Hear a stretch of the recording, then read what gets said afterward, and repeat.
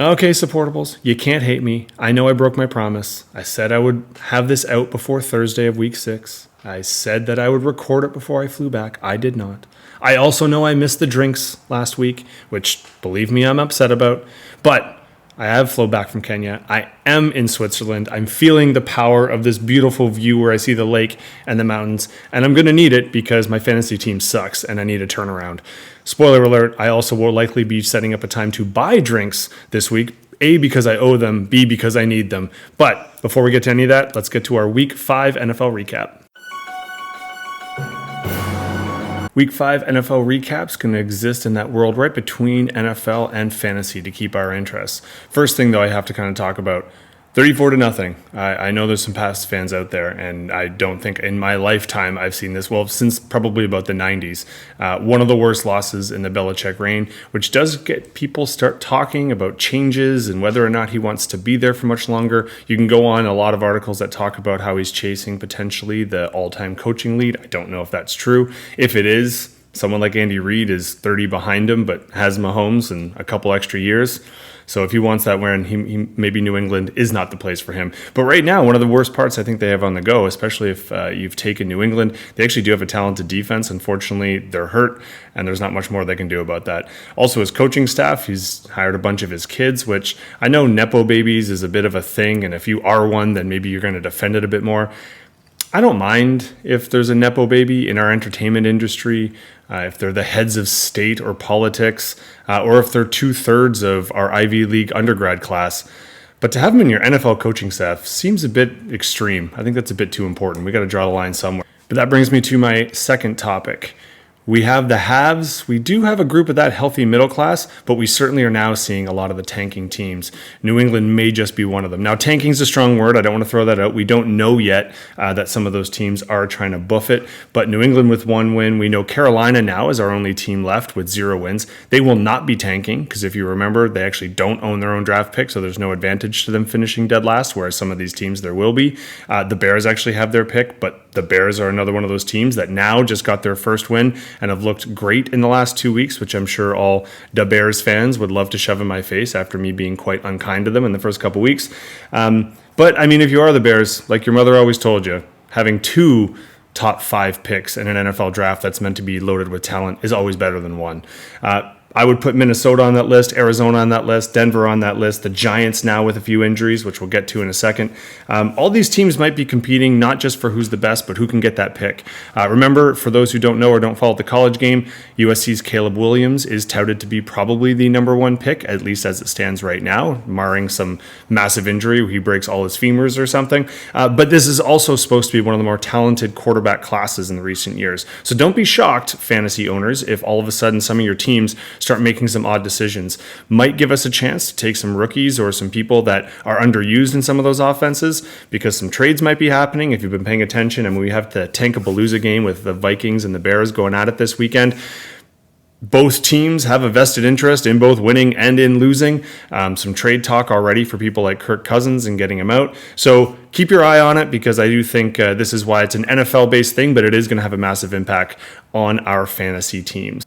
Not all the teams are obviously tanking. We do have 2 undefeated teams still, the Eagles and the 49ers. And in fact, the league is really kind of starting to separate. Those halves are certainly a little more than you might think. Now, not everyone goes super nerdy with their stats. There's one that tries to amalgamate stats together. It's called DVOA. It's commonly used by a lot of people who liked their math in with their football, defensive adjusted value over average. It kind of gives you a holistic rank of both the offense and the defense. The top 4 in offense are actually the top 4 in defense, just in a different order. Probably the top tier, though, we got San Francisco, number 1 ranked in defense, number 2 in offense. You don't get a whole lot better than that. There's only one way they can improve. But the Bills, the Dolphins, and the Lions all are top 4 in both offense and defense. A team like the Eagles, also undefeated, they're 5th and 7th respectively. Then you get teams like the Chiefs that are 6th in both, the Seahawks that are 7th in both. So there's certainly some teams that are on just the outskirt. But those top 4, that's actually pretty impressive. You don't see that very often. So leading us into a game like or a week like this, it does give us no real direct matchups between those two. We've had a couple in the last couple weeks. I mean, the Bills and the Dolphins played a couple weeks ago. We had the 49ers and the Cowboys, but neither of those were monster games. So this really does lead us to believe that this week, if you don't really have any of those epic matchups, we have a couple middle ground, like 3-2 and 2-3 teams going at it. We definitely have some high and some low going off against each other. So one thing to bear in mind, NFL is almost never going chalk. There's always going to be a couple upsets. So again, for fantasy owners who might be looking to cover, maybe some injuries, which I'll talk about in a second, or some bye weeks if you have some Packers and Steelers, maybe taking a flyer on one of those teams that isn't supposed to do well, and maybe you can put up an upset. If you can predict it right, you can get paid off huge. Last thing to talk about then is, unfortunately, the injuries. A monster week in injury. Every week seems to be a monster week in injuries. But this one, we had top-tier guys like quarterbacks. They don't always go out. But Richardson, again, second time out. This one sounds like he's going to be out for a couple more weeks. Daniel Jones and his neck. I heard there's some things in your neck you got to take care of, so that's no good. Watson may or may not be injury. Apparently his shoulder injury might have something to do with it, but he's missing a second week in a row, and rumor has it might not just be the injury. There might be something else afoot. But realistically, I think the big injury, Jefferson, in a lot of leagues, he went number one. If he didn't go number one, he probably went second. This is a pretty big one. Now it's hamstring, which can be iffy. Again, you need those to run and to push, and because the Vikings are someone that are thinking about maybe not making a run for the postseason since considering their start. Who knows when he's going to be back? So I know fantasy owners are going to have to figure that one out. Achane, I mean, sorry, I know those who pick him up off the waiver wire, you probably spent a lot to do so. He looks like he's out for a couple weeks. High ankle sprain are three of the worst words you can hear in that order. If you're a fantasy owner, those can be things that last quite a bit. Then you got other running backs. You got Connor out, Herbert out, possibly Johnson, Herbert's replacement, also out. So there should be a lot of movement on the waiver wires, and most of it by now has already been done. Gibbs, is also out. Olave, I know, is a question mark. St. Brown missed last week. Of course, now that means we're getting into projection territory, which is more about week 6, which I would love to focus on because the first 5 weeks haven't exactly been awesome for everybody. But before we do so, we do need to look at week 5. How did we get to where we are now fantasy-wise, and what does that mean? Which means it's time for the matchups. Our top scorer for the week was quite an interesting case. Paul, congratulations. You move up to 3-2 and you almost got to 170, but as we can see here, you certainly left some points on the board. You actually had your top scoring quarterback on the bench. Do remember, folks, bye weeks are a thing. You got to be paying attention on this one. Or maybe not. Apparently, you don't need to take any advice from me. Take it from Paul and just win when you want to win. How you did so, a couple massive performances. Chase now, that's 2 weeks where he's shown up, and that was a big product of Cincinnati kind of waking up. That's a pretty monster game with 48, and that was good for our wide receiver 2. And any other week, that would probably be wide receiver 1, but he was our second highest. Same with Etienne. In most he was the highest starter, which I'll get to in a little bit, and that's kind of depressing because I'm on the other end of that one, and it's quite close. So him having a huge game, that's his best performance of the year. And then everyone else just kind of doing what they should. You know, everyone's around their predicted. Diggs had another great outing. He was not in the top 5, but he was just outside. And then just making sure that you rounded it out. More than made up for the fact that you didn't have your second quarterback. You did actually have a little bit of bye problems. You just didn't realize it there, so do be paying attention. Eckler's meant to be coming back. I don't know if that's going to happen or not, so you may want to wake up on that one. Raf, James, unlucky. I mean, you probably saw that thinking you were in for something good, and you actually did quite well. You would have beaten a lot of people this week. Your quarterbacks were fine, as per usual. Hurts was our third-ranked quarterback of the week, but this is really your story. The fact that you had no choice. You got to think, sometimes there's strategies on this. Sometimes you get it where your bye weeks are split and you only have to deal it once or twice, but each time your team is slightly weaker. There is something to be said for having that 1 week that just crushes you. You have your bye-a-palooza, but then you get it out of the way. I mean, this essentially is a starting line for most people, right? So you're looking good moving forward. You survived the week. Could have maybe snuck one out, but just didn't work out for you. And mainly, it's your running backs combined under 6 or at 6 exactly. Not going to do a whole lot when that's the case. So unlucky there, but like I said, your bye weeks are done, so you should be dangerous from here on out. And Paul, congrats. You keep the roller coaster. 1 week on, 1 week off. But yeah, dude, check your bye weeks.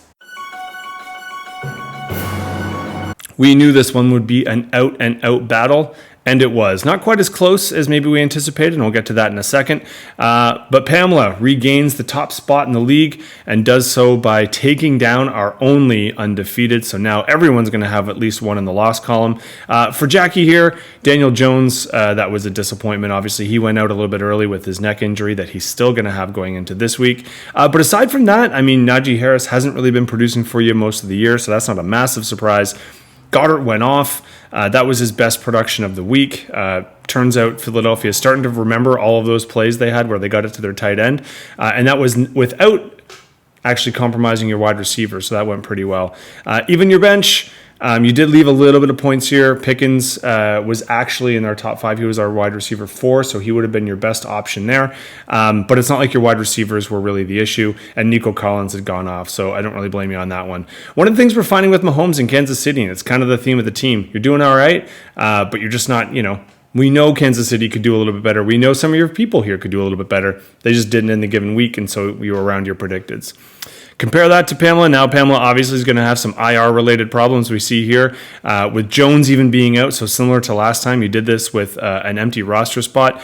The biggest thing, I mean, I feel like I jinxed it. I've been making fun of the Bears for the first 3 weeks, and then here they come last 2 weeks in a row. The Thursday night game, Moore waking up, having a monster performance with 51. That is likely going to be one of the better wide receiver performances of the year, so it's obviously our wide receiver 1. Jefferson is the one that kills you here. He is out for at least 4 weeks. Richardson as well. That's what IR means. It's a minimum 4 week. So you are going to have some injury concerns, and obviously that almost cost you in this one.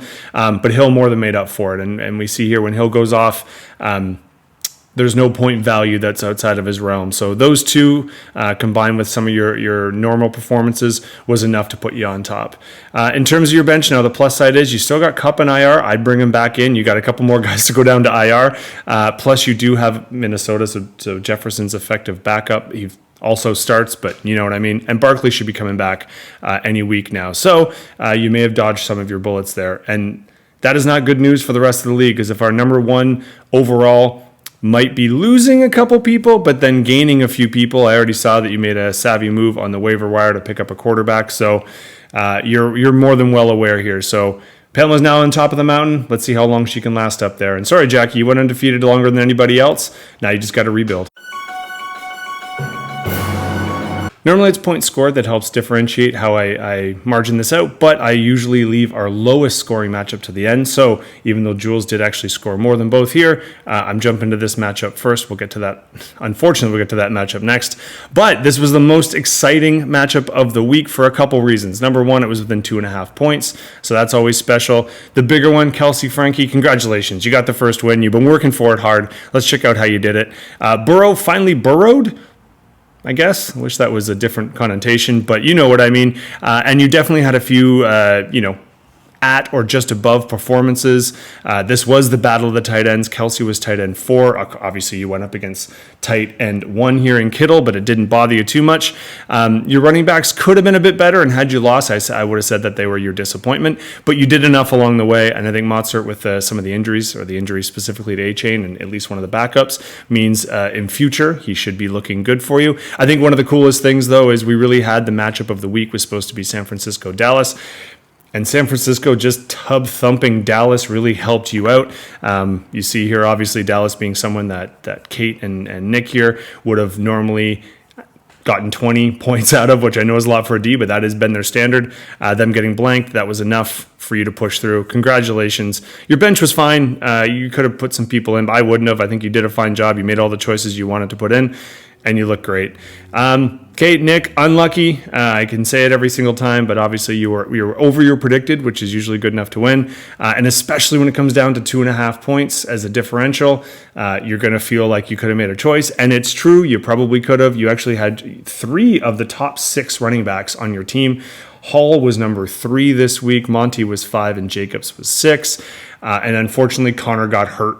Connor doesn't get hurt. Maybe you got a shot here. If Hopkins or Hall is in your lineup, maybe you got a shot here. But I don't blame you for any of the calls you made. I wouldn't have put anyone differently. But then again, I don't know if you really want to listen to me at this stage. Jackson underperforming too. They were supposed to go off against Pittsburgh. They sure didn't. And unfortunately for you, that meant you're a touch shy. So you're going to have to regroup. The two of you need to get together, maybe have a team meeting and figure out where to go here. But The real story, Kelsey, Frankie, you're on the board.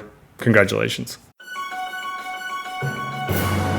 You know what sucks? When quite literally everybody else is at or exceeding their predicted, which if you looked, 6 of the 8 teams were above their predicteds in the green. So that usually means it's a high scoring week for everybody. So then when not only you're in the red, but you're in the red by 30, and you make videos every week talking about everyone's team, and the person you're playing says they're going to bend you over their knee and spank you, and then they do, and you're 0 for 5, I don't even know if I want to talk about my team. Allen did well, Kamara did well, my kicker did fine. Everybody else sucks. Yep, I left the running back 1 on my bench because I thought maybe Taylor was going to get carries, and apparently he will be. So now I'll have 2 running backs that add up to 1. Awesome. Just awesome. Let's talk about someone who wins. So, I mean, this is just karma for me. I've been bashing the Bears for a couple weeks, and now Fields comes and shoves it in my face on Thursday night. So not only do I have to put up with Fields putting up 35, almost 36 against me, but I had to know it going into the weekend and just let it stew on me. Now, I couldn't have asked for a better performance from McCaffrey on my side. This is his low of the year. Pretty upsetting that he still gets a touchdown on his low of the year, but that's McCaffrey. But of course, A-Chain comes out, dominates like he's been dominating, 151. Unfortunately for you, Jules, he is now hurt, so it's something you're going to have to address. And then Pittsburgh just coming out and having the kind of defensive effort that I actually thought New England had a shot for. Side note, if a game goes 34-0 and you have one of the defenses, you want the winning one, not the losing one. I don't know if everyone else didn't know that. Apparently I didn't, so there you go. But no, Jules, nothing to take away from your performance. I mean, Dak's obviously underperformed, but everybody else did more than enough for you. This was not close. Over at kickoff, as they say. You even tried to help me out. Howell was actually our quarterback 5, so you could have had 2 of the top 5. Fields was our quarterback 1. Obviously, I didn't say it, but I think some people knew that. So you could have had 2 of the top 5 quarterbacks. Thielen is having a season, even though most people thought he was too old. He was our wide receiver 5 this week. So you tried your best to let me in. I appreciate that with all the trash talking. You still thought about me, but obviously not hard enough, Jules. You're going to have to think harder. But congratulations. You're 3-2. I'm not. All right, with all my promises from last week, I did say I would try and record this before I left Kenya. I didn't. I spent time with people in Kenya instead, so don't yell. By the time I got here, I definitely wanted to make sure that our dog sitters were taken care of. So I'm just getting to this the day after that.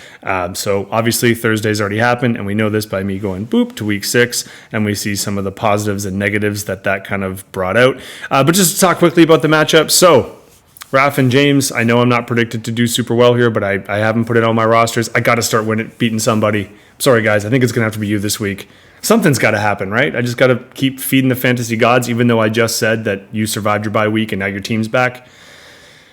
Man, when it rains, it pours. Over here, Jackie's got to put in some people as well, and so that might be a tighter matchup than we think. In fact, I think Jules is still predicted to win, but it won't be by as much. This is predicting to be the matchup of the week. Kelsey and Frankie are on a roll, and they're willing to throw down. Paul might be on his high or low bits. Jules, you might want to tell your husband about the bye week thing and seeing if he wants to change his roster. And then we have our number 1. Back to our number 1 again, having to defend the crown against an always tough Kate and Nick. Looking in here now, so aside from that loser at the bottom, things are starting to tighten up as they do. So I would say I'm not throwing shade, but Kate, weren't you winning a bunch before you added somebody? You're on a three-game losing streak there, so just saying. Everybody else here, I mean, Jules is on at like a rocket. She's got 3 in a row in the go here. We are actually approaching close to our mid-year. If you remember, there's not that many games, so I'll be doing a little bit to kind of commemorate that. But let's see how things go. Paul, you're the only one left who hasn't made a move. Just saying, they're fun. Might want to make one. In terms of next week, we've already covered the Thursday night game, but I will say for the Saturday, we do have another UK game, so be paying attention to that. You got to make sure they're in a little bit earlier. Other than that, it should be a fairly standard week. I'm back in Geneva, so I'll be in touch about the beer thing. I will put this in the chat group, but just to make sure people know, because there's only 8 of us, it would essentially mean that almost everyone would have to buy twice unless we did a certain way. So now we have it where my team Kelsey and Frankie's team, we both lost twice. So if one of us is the lowest, we still do count, but we don't have to buy one. It'll be a dead week. And that just saves everybody from having to buy twice, which would have effectively almost happened. So if somebody else is low, we'll have another week that people need to buy around. If it's one of our two teams that I just mentioned, it's a dead week and no one will owe from that. I will also be in touch because at 0-5, I'm going to need a drink this week. So hopefully to celebrate my first win. But if not, then I might need 2 drinks. But anyway, best of luck, crew, into week 6.